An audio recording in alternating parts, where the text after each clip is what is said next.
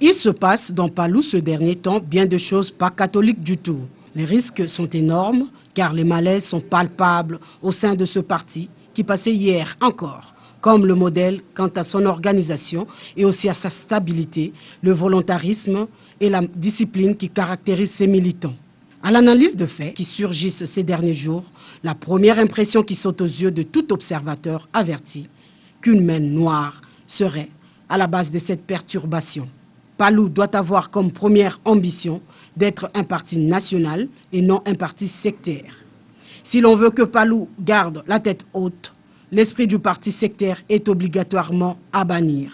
Un autre mal, et non le moindre, qui a commencé à ronger le Palou depuis un certain temps, c'est celui de changer des animateurs du parti comme l'on change des chemises. Surtout un secrétaire permanent du parti qui doit avoir un mandat allant de 3 à 5 ans ne peut être changé en l'espace de quelques mois.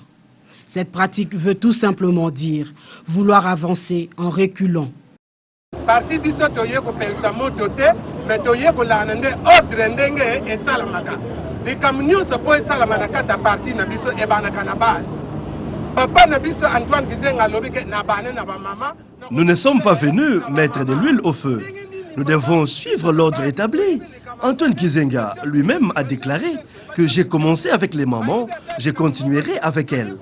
Nous, à la base, nous ne sommes pas au courant de la décision révoquant Laure Marika Wanda du poste du secrétaire permanent du parti. Il se pose aussi un problème de signature.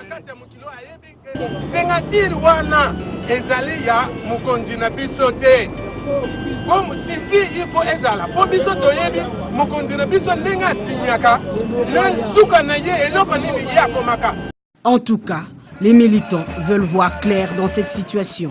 Ils invitent à cet effet le patriarche à pouvoir se prononcer lui-même pour dissiper ce malentendu.